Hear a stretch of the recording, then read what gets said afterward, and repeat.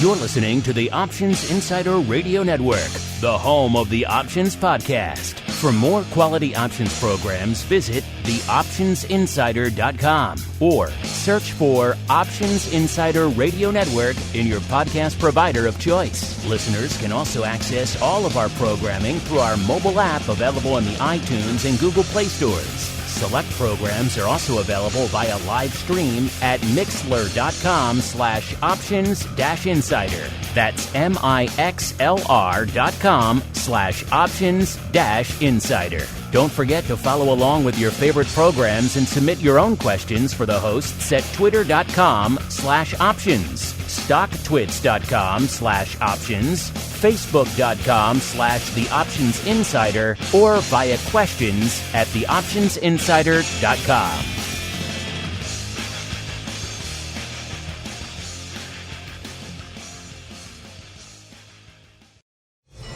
You wanted it, you got it. A radio program that helps teach you options trading inside and out, basic to complex. This is Options Bootcamp. Whether you want to learn how to protect your portfolio, generate income, or even become a master of volatility, the Options Bootcamp drill instructors will break it all down for you. Options Bootcamp is brought to you by NASDAQ. From its inception, NASDAQ has been an innovator and agent of change in the financial markets. It's in our DNA. From the development of electronic trading to our drive to bring enhanced functionality and world-leading technology to our suite of 6 options exchanges, we exemplify customer focus, consistent technology, and streamlined solutions. NASDAQ, tech forward, leading the U.S. options market and continually rewriting tomorrow. Now, let's get you into peak options trading shape. Here are your Options Bootcamp drill instructors, Mark Longo, Dan Passarelli, and Jill Malandrino. All right, everybody. Welcome to Options Bootcamp, the program where we break down all of the interesting options, educational topics, the strategies, the tips, the tricks, the techniques for you. The basic, maybe you're getting a little bit more sophisticated. Retail, stock trader, you want to dip your toes into those options waters. We're here to help. We're your lifeguards. We'll pull you out of the deep end before it gets too dangerous. My name is Mark Longo from theoptionsinsider.com, as well as, of course, from this fine network upon which you are enjoying this program right now. If you like what you hear, make sure you leave a review. Other folks can continue to discover this program. We love it. You guys are loving the return of boot camp, the fact that it's been upgraded to every week as opposed to once or twice a month. Seems like you guys are really loving that. So we're endeavoring to get it out to you as frequently as possible. If you want it in your ear holes instantaneously, you don't want to wait a week or two between episodes, then the live stream is the easiest way to do that. You get a jump on all your fellow podcast listeners over there. So if you have a question, like we just talked about time spreads. Wow, what are the answers to some of your questions about? You don't have to wait a week. We're doing it right now live. So join us live. When we do these, like to tweet these out and put that out there. So stay tuned to our Twitter out there. It's probably the best place. Of course, our website will have the live schedule there as well. So if you want to know when we're doing Bootcamp Live, check the website or check our Twitter. We'll get it out there for you. And joining me once again to parse all things options edumacation, the black-hatted one himself, Mr. Dan Passarelli from Market Taker Mentoring. Mr. P, welcome back to Options Bootcamp, sir. It has been too long. Oh, it's been so long. I can't believe it. Yeah, it's really good to be back, Mark. Do you remember how the show works? It has been a while. Yeah, I don't know. I think we start at the beginning, right? Start at the beginning. So we talk about Alpha, the A Greek. All right. Before I confuse you even more with nonsense Greeks, let's bring on, what should we call him? Let's bring on the options rats himself. Just kidding. Let's bring on our old friend, Mr. Matt Amberson, the founder over there at ORATS, holding down the NASDAQ hot seat once again. Mr. Matt, welcome back to Options Bootcamp, sir. It has been too long for you as well. I need my fix. Let's get going, Mark. All right, let's do it with a little bit of your mail call. Mail call. Time to look at questions submitted by our listeners.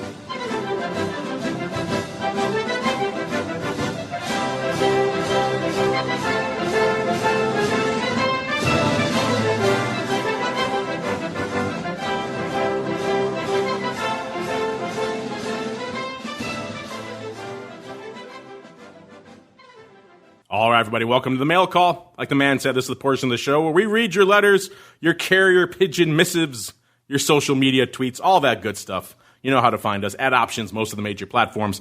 Questions at the Options Insider, our website, feedback form at theoptionsinsider.com. No shortage of ways to find us out there to make your thoughts heard, and a lot of you did just that about all things time spreads. We just got off a very long and detailed time spread revisited episode, so check that out if you have questions about this, and of course go back into some of the earlier episodes. If you haven't done so already, go back to episode 1 and really get started from there. By the time you get all the way up to where we are right now in the 80s, I believe, you'll feel pretty armed for this conversation, because as we said last episode, time spreads are a bit of an options 201, maybe even an options 301 type topic. So if you're not comfortable with them, not really that knowledgeable about them yet, don't worry, you're not alone. And it's a good time to arm yourself, because you got a little time right now. And these are interesting times to be looking at and indeed analyzing, and perhaps even trading time spreads. So let's get to some of your questions. First off, regular questioner here, Scott Somer. He sends in a lot of questions for a lot of our shows. This time he's asking, I think this came in actually, Dan, on the heels of our last show, because we were talking about time spreads actually 2 episodes ago.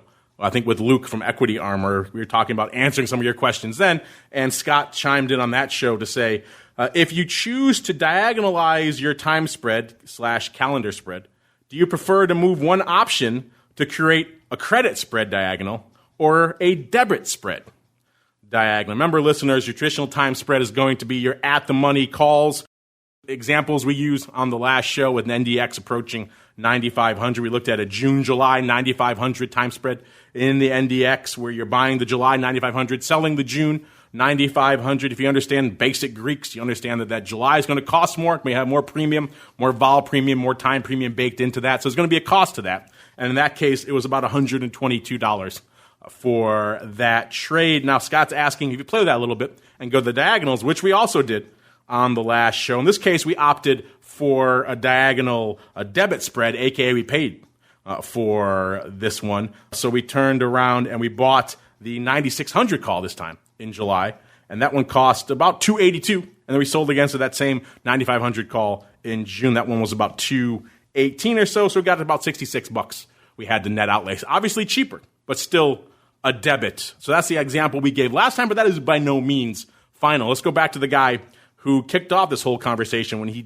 had the temerity to invoke time spreads on this show. Dan, who knew the tweet storm and question storm you would unleash as a result? What are your thoughts here for Scott's and others about when you're doing diagonals? Do you like to go debit spread or credit spread diagonal, sir? You know, I feel like it's very important for traders to focus on something different than whether it's a debit or a credit, because the fact of the matter is it really does not matter at all. Like this is where time spreads are a little bit more cerebral than some other strategies. Like they're like, you have to do the same analysis that you do with other strategies, but then there's a couple things layered on top of it. It definitely does not matter either way, whether it's a debit or a credit, which kind of seems weird at first, you know, but it just doesn't matter. What you should care about are a couple of things. One, the implied volatility relationship. The skew, like, am I buying a cheaper volatility than I'm selling? Very important. You should also pay attention to the profit and loss diagram. Always model these things out. See, where does it have to go for me to, reach my maximum profit? Where does it have to go for me to reach my minimum profit? What's my, or maximum loss rather? What's the projected break even? And does that fit my forecast? And then the third thing, of course, to look at is the Greeks. Does this delta fit my forecast? Does this theta accomplish what I'm trying to accomplish for me? What about my volatility? My Vega. If I'm playing a volatility skew and they converge, which is probably what you want to have happen, like how much would that make or lose me? So yeah. Don't think about it in terms of debits and credits. I know that sounds really, really crazy, but I mean, it doesn't really that much matter. I guess we can throw one other fourth thing in to look at. Look more at return on risk. Like, how much do I have to put up in margin to carry this position? And then if I reach my maximum projected profit, what is that as a percentage? Because it doesn't matter if I pay zero for it. If I make 50 cents, That's not infinity profit. It's what did I put up to carry this position in margin versus that 50 cents. The audience always fixated on debits and credits. That's why I wanted to start with this one. That's where their mind often goes first. And you're right, Dan. It doesn't really matter at the end of the day. Mr. Matt, same question for you. You like to back test all sorts of flavors and variants, debits, credits, diagonals, calendars. What do you have to say here for Scott and everyone else out there who's obsessed with the premium, sir? Yeah, everything that Dan said. Look at the risk, return, look at the volatilities, how they relate to each other, how they've related to each other historically. But I will say this, from all the back testing, it comes down to you want to pay as little as possible.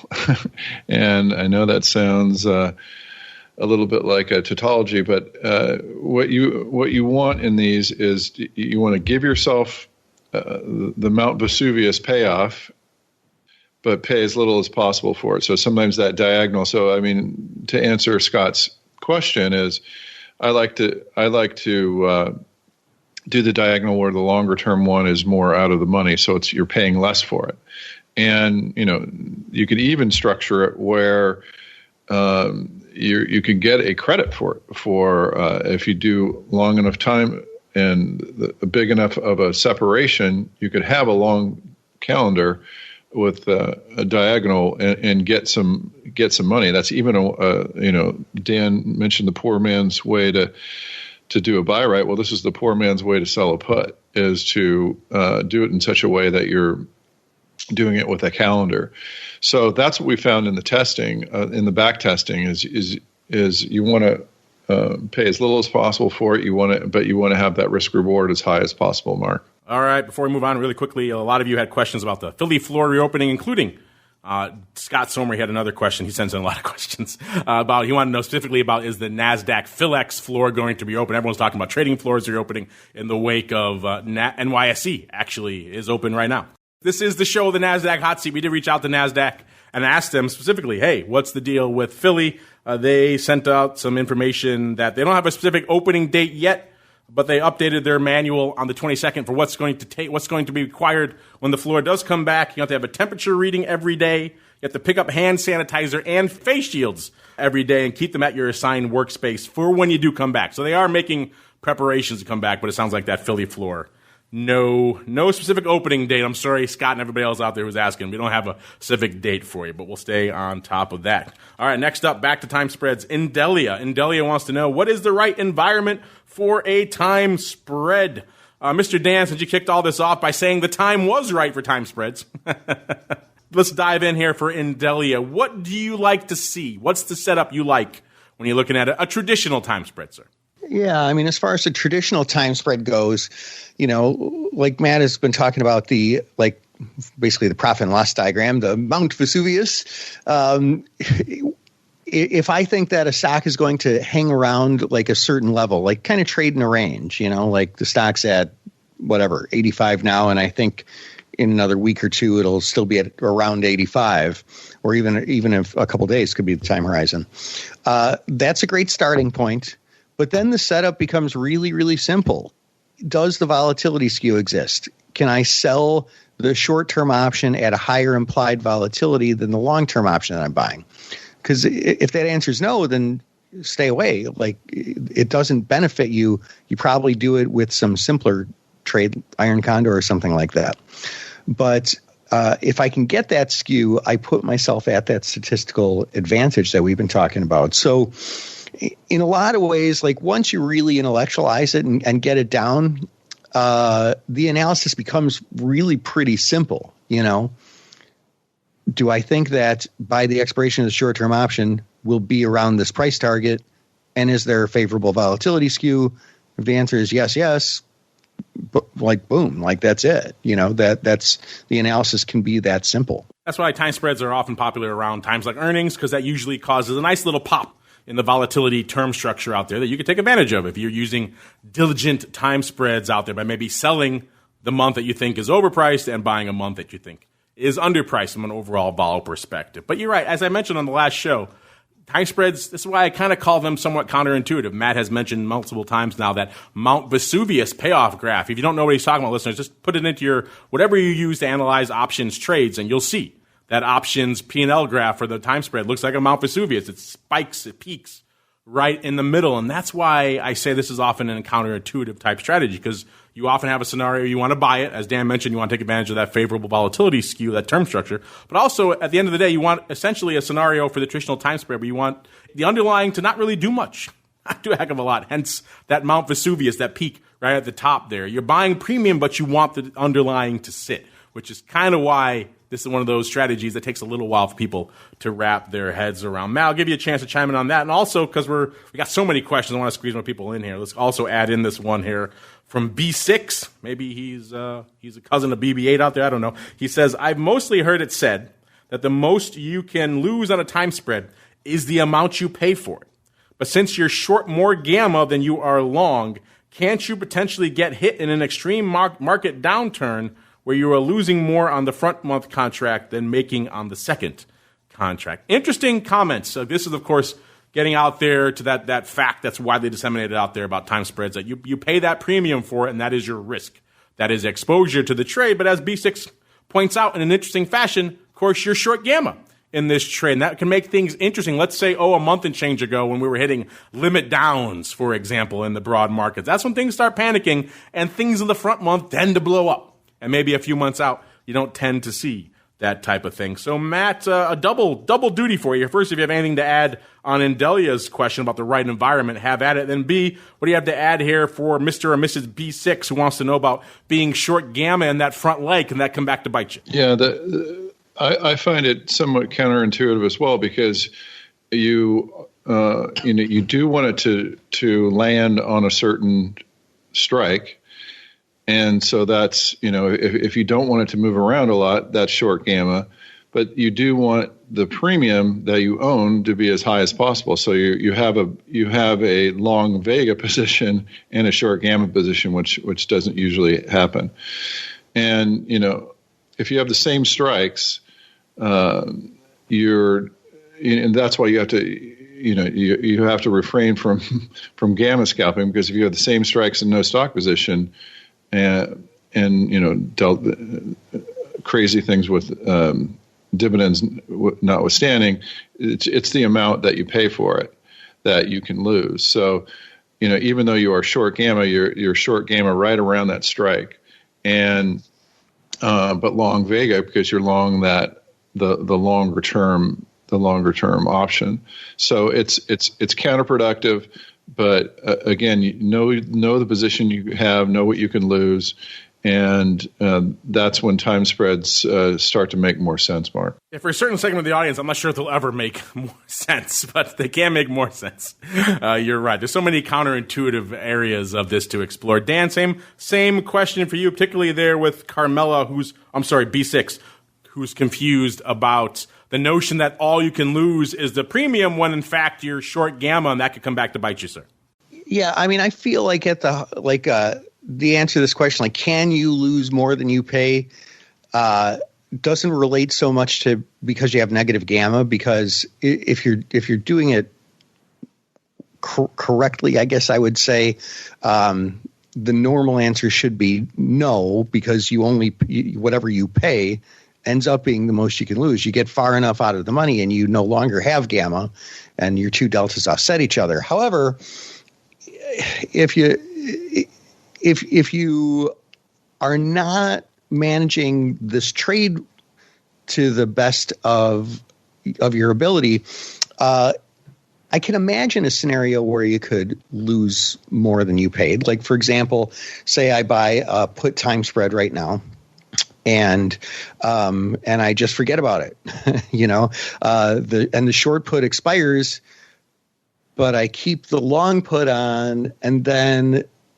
the stock ends up going south and puts that option in the money, and when it expires, I get automatically exercised, and now I'm short stock, and the stock ends up rallying, doubling in price over the next year. I mean, it's kind of far-fetched. Nobody should put themselves in that position, but it's probably a good lesson for novice traders who don't really think about these things. Like, this is not the kind of strategy where you put it on and 3 years later you say, "Hey, Martha, whatever happened to that calendar spread we put on back in 2020?" You kind of have to manage it a little bit. Yeah, these are definitely not set it and forget it type trades. Carmela has a question up here, which is interesting. She kind of raises the specter of an event we all just witnessed, we all just lived through, that could maybe make you think differently about time spreads. She asks here, we're all living in a post-WTI world right now. That is indeed true. Carmela, do you think we'll see more commodity products trade negative in the near future? If so, does that change how we think about risk for supposedly, quote, limited risk trades like time spreads? That's an interesting question, an interesting point, because that WTI plunge to the dark side there really changed the way a lot of people look at a lot of things going forward. They looked at how they price risk. We saw CME Group adding negative strikes for the first time, I believe, ever in that exchange's history. Not exactly a precedent we want to see repeated out there, but they have come out and said, they think that was orderly working of the marketplace. Other folks have disagreed out there. I think you could easily take a counterpoint. If there were traders out there to backstop those markets in the pits, would that have happened? That's an open question, an interesting debate that we have had on some of our other shows, and I'm sure once all the madness clears and the trading floors come back, that will be a topic that is brought up again. And so you're right. I heard from many people, Carmela and others, Russell Rhodes is on this network not too long ago saying when he saw that front contract get down to about 22 cents, he's like, well, I'll just take a flyer on it. Why not? Most I can lose is 22 cents. And no, it actually went $40 into the negative territory. So you have a time spread where that July contract was trading, I think, around $20-something at the time, and the front contract went to negative 40. So a time spread that you thought could really only be not that much, all of a sudden went to almost 70 handles. So these are the insane scenarios. As Dan was kind of just alluding to, it does take some of those aberrant scenarios to make these time spreads start to get a little bit funky, a little bit crazy. But it does raise a very interesting question. I'm sure, Mr. Matt, you don't usually talk a lot of futures out there, but I think everyone paid attention to that WTI going negative because it was so just completely outside the pale for what most people normally expect. Has that made you, like Carmela suggests, has that made you rethink some of these types of strategies like time spread in light of the risk in certain commodities that this could happen again, sir? This is a good question, and it made me think about something else. And we should talk about it a little bit, because time spreads, we're talking about time spreads on equity options, and we're not talking about time spreads on futures related underlying. So, for example, even the VIX, a time spread, really, some of the rules that we're talking about, those rules don't hold. So so this is a really good clarification by Carmela, that some of the rules that we've talked about on max loss don't apply for when you have an underlying futures contract or an index like the VIX or SPX. So you have to be careful on these things, because what will happen, in the WTI, you'll have one where the future can now we found out, I didn't know that, could go negative, and you'll also find that time spreads have different margin treatment on futures options, and because they don't have the same type of relationships that it just throws another wrench into it. So for the person learning about it, I would avoid time spreads on futures options or indexes like the VIX right now. Like that type of a time spread has some idiosyncrasies around the various futures contracts exercising. So I think it's a good question from that. Yeah, I mean, definitely. And just speaking about WTI, I had a front seat, but I had USO, so I wasn't in trouble. But some of those people that were trading the futures, had a very rough time of it. They learned that there weren't enough swimming pools to put oil at the West Texas Intermediate there in Oklahoma. So that's one of the drawbacks about trading futures, I suppose, where we don't really have those issues, Mark, with ETFs or stocks. Unfortunately, that music for Carmela and everyone else out there means we've come up against it. But you're right, Matt. These are not traditional time spreads. We're talking about a stock usually. That's one underlying. A time spread on a future is now multiple underlyings. In the case of WTI, you had that June future and that July future. I think it was May. It might have been May and June future at the time. So those are two different underlyings. So it's not quite the same thing, hence why you could have that crazy dichotomy. You're not going to have a stock go negative in the front month and still be positive in another. That's not going to happen. So a little bit of a different beast out there, which is, again, I think Matt's advice to maybe be cautious if you're new to time spreads around the commodity space might be a good one. That's a good topic. That might be worth addressing again on a future show. Unfortunately, that music means we've come up against it. Man, this show flies when we're having fun. But before we go, let's go back around the horn. Let's start with the black-hatted one. Mr. Dan, if folks want to learn more about all this stuff, it's obviously a lot of questions about time spreads. Maybe hint, maybe it should be a time for a time spread course over there. Where should they go? What should they do, sir? Yeah, hey guys, you can find me at markettaker.com, and would love to help out any way I can. If you have a question, fire away. Glad to help. There you go, markettaker.com. Don't forget the second T for Theta over there. Markettaker.com is the place to go to learn more. Clearly you have questions about time spreads. Mr. Dan can help you out. And Mr. Matt, sir, it's hard to believe 2 episodes have already flown by, sir. It was a great fun having you in the NASDAQ hot seat. Luckily, I don't have to wait too long for my next taste of the ORATS goodness. That's going to come up on the advisor's option. If you're listening live, check out that show tomorrow live. That'll be a fun one as well. And Mr. Matt, in between those episodes, if they want to check out what you guys have cooking over there in the land of ORATS, and maybe you want to give them a little bit of a hint, a little bit of tease of what you're working on, sir, now is the time. The floor is yours. Well, Mark, it's great that Option Insider has all this content. I wish I had it back when I was learning, but it was a pleasure to be on.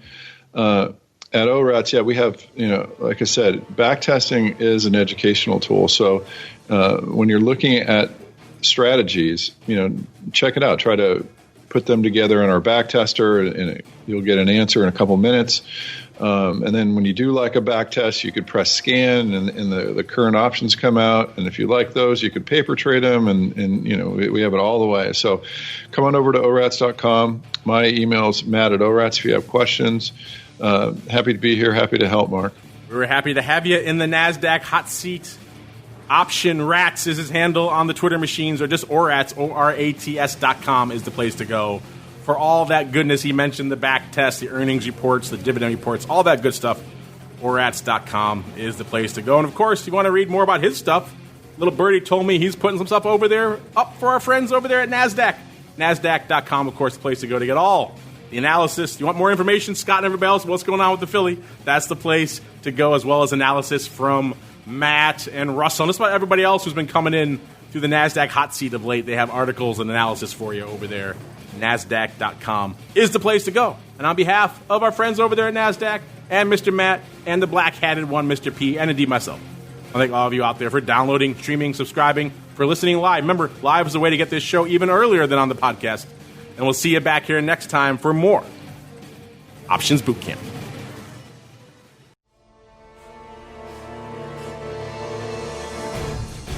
Options Bootcamp is brought to you by NASDAQ. From its inception, NASDAQ has been an innovator and agent of change in the financial markets. It's in our DNA. From the development of electronic trading to our drive to bring enhanced functionality and world-leading technology to our suite of 6 options exchanges, we exemplify customer focus, consistent technology, and streamlined solutions.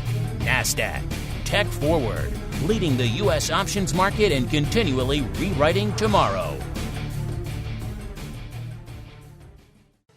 You're listening to the Options Insider Radio Network, the home of the Options Podcast. For more quality options programs, visit theoptionsinsider.com or search for Options Insider Radio Network in your podcast provider of choice. Listeners can also access all of our programming through our mobile app available in the iTunes and Google Play stores. Select programs are also available via live stream at mixlr.com/options-insider. That's mixlr.com/options-insider. Don't forget to follow along with your favorite programs and submit your own questions for the hosts at twitter.com/options. stocktwits.com/options, facebook.com/theoptionsinsider, or via questions@theoptionsinsider.com.